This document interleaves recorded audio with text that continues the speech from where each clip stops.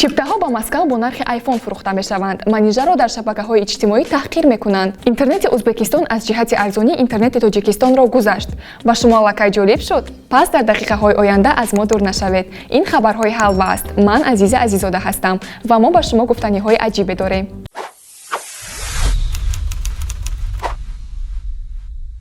То Евровидение 2021 рӯзҳои ба шумор монданд ва агар тамоми сайёра онро ҳамчун нахустин перформанс пас аз пандемия ба ёд орад, сокинони Русия ва Тоҷикистон онро ҳамчун озмуне ки дар он як муҳоҷир духтар аз Тоҷикистон Русияро маърифӣ кард ба ёд хоҳанд овард. Он ҳам бошад бо суруди Russian Woman. Аз 8 марти соли 2021 Манижа дар ду шакл ёд мешуд: дар нафрат ва дар раҳмат. Ва одатан дар чунин, агар мулоим карда гӯем ҳолатҳои номуайян чӣ мешавад? Дуруст. Дудь ба назди ньюсмейкер меравад. Вы богатый человек. Давайте уточним, насколько. У вас есть на счету сейчас 1 000 000 евро? Аммо ин дафъа Катя Гордеева ӯро пеш кард. Дар толи 2 соат ба Манижа муяссар гардид ки на танҳо дар бораи худ, балки дар бораи як зани ҳақиқии рӯз низ нақл кунад, ки сценариявиси мо ӯро ҳамчун фарзанди глобализация ва космополитизм номидааст. Албатта сабаби асосии ин мусоҳиба ҷавоби дудилонаи ҷомеа ба натиҷаҳои марҳилаи интихобӣ буд. Мне больно от того, как находятся какие-то люди, которые начинают писать какие-то липовые, знаешь, сообщения, липовые в телеграм-каналах статьи про то, кто моя семья. Для меня Евровидение — это не просто поехать спеть песню. Биёед каме ба таърихи Евровидения ворид шавем. Фикр мекунам зани тоҷике ки зери парчами Русия онро маърифӣ мекунад на он қадар чизи аҷиб аст. Соли 2006 гурӯҳи Лорди аз Финляндия дар Евровидение ғолиб омада буд ва гап сари мусиқӣ нест. Соли 2007 бошад Верка Сердючка дар ин озмун ҷои дуюмро ишғол карда буд ва эҳтимол сокинони иёлоти давлатҳои мустақил медонанд ки ин образи саҳнавии мард аст. Дар соли 2017 ғолиби озмун Кончита Вюрст, як зани риштдор аз Австрия шуда буд. Ин рӯйхатро метавон то саҳар давом дод, вале биёед сари асосии масъала меравем. Мардум, Манижа дар Евровидение ин муқаррарӣ аст. Дар он ҷо хушбахтона танҳо истеъдод баҳо дода мешавад. Шумо як бор садои ӯро гӯш кунед.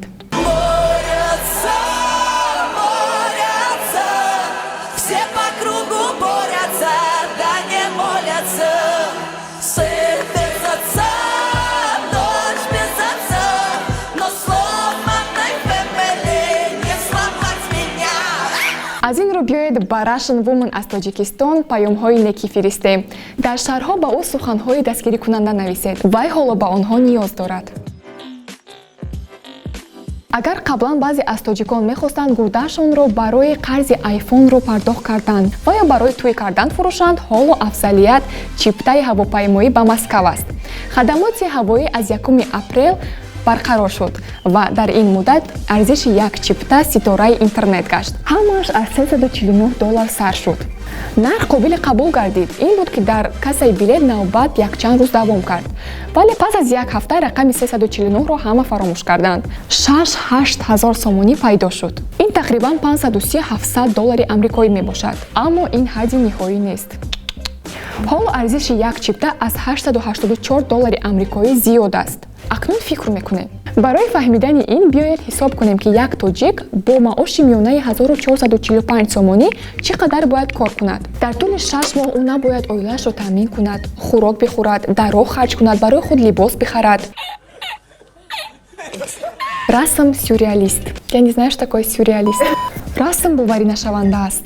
аз ин рӯ пул шояд қарз гирифта шавад. Барои истиқомат дар Русия низ маблағ лозим аст. Инчунин хароҷоти ҳуҷҷатҳо ва хӯрокхӯрӣ мавҷуданд. Савол ба миён меояд: кай вай ин пулро кор карда метавонад ки ақаллан ба 0 баробар шавад? Инро касе намедонад. Аз ин рӯ Икром Субҳонзода ба саҳна баромад. ӯ сардори агентияи авиатсияи гражданӣ мебошад. Вай аз чунин ширкатҳо ба монанди Ural Airlines, Ютер, Сибир ва Шамоли Шимол хоҳиш кард ки нархи чиптаҳои ҳавопайморо паст кунанд. Тоҳо касе намедонад ки ин гуфтугӯҳо ба куҷо меоранд, агар онҳо умуман баргузор шаванд.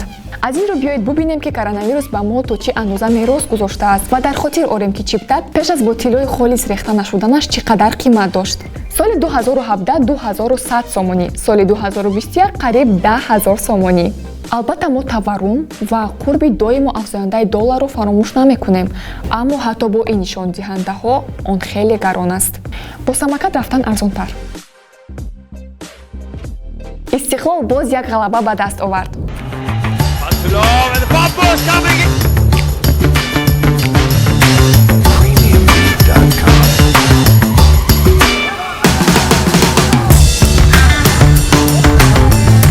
тамом давом медиҳем.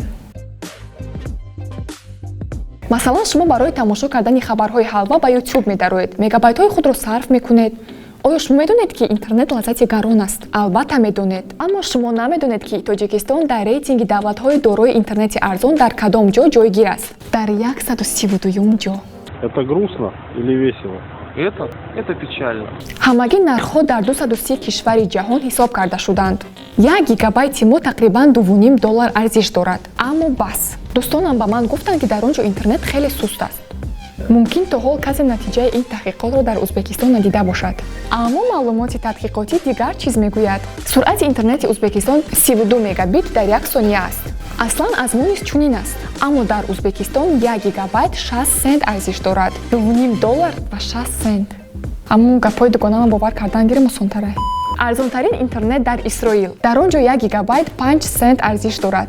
Ва гаронтарин дар Гвинеяи Экваторӣ. барои 1 гигабайт шумо дар он ҷо бояд қариб $50 пардохт кунед. Тақрибан 500 сомонӣ барои 2 соатак дар YouTube.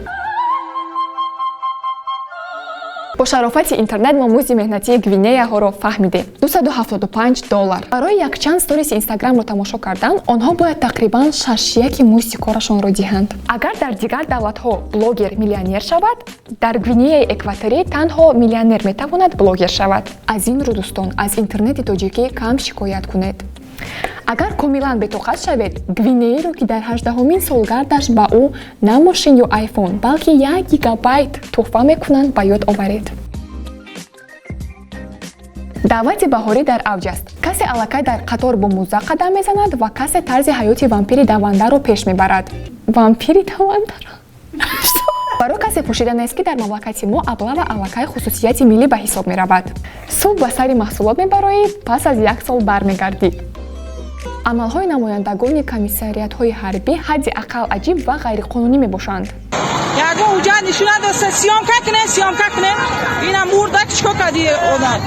аз ин рӯ дастгоҳи президенти ҷумҳурии Тоҷикистон пас аз муроҷиати рӯзноманигорони мустақил ба корҳои даъватшавандагон таваҷҷӯҳ зоҳир кард. намедонам оё рейд иртибот ба одамрабоӣ қатъ мешавад ё не, аммо чизи дигар ҷолиб аст. оё маҷбур кардан мумкин аст ки ба ватан софдилона хизмат кард? хуб, на ҳама писарони аз 18 то 27 солаи Тоҷикистон аз хизмат саркашӣ мекунанд. Я спрашиваю, как фамилия? Негоден! Фамилия? Негоден! боварӣ дорам ки хоҳишмандон низ кам нестанд. гап танҳо дар муносибати башардӯстона аст. Я прошла афганскую войну. Я желаю всем мужчинам пройти ее. Мужчина определяется делом, а не словом. соли 2016 даъват дар Литва, соли 2017 дар Шветсия баргардонида шуд. Фаронса низ ин масъаларо баррасӣ мекунад. ва агар шумо то мағзи устухон патсифист ҳастед, ба Исландия ё Панама равед. дар он ҷо артиш тамоман нест. акнун вақти бахши гуфт пас аз он ки бурид. беҳтарин шарҳи ҳафта. бо ҳамин тамом. ҳоло ту аз муҳимтарин рӯйдодҳое ки мо махсус барои ту ҷамъ карда будем огоҳ шудӣ. хуб мешуд агар ҳо ана ин ҷо лайк мегузоштӣ, ана дар ин ҷо бошад обуна мешудӣ. то мо пас аз 1 ҳафта вохӯрем. бо хабарҳои ҳалва бош то аз охирин рӯйдодҳо огаҳ бошӣ. хайр хайр.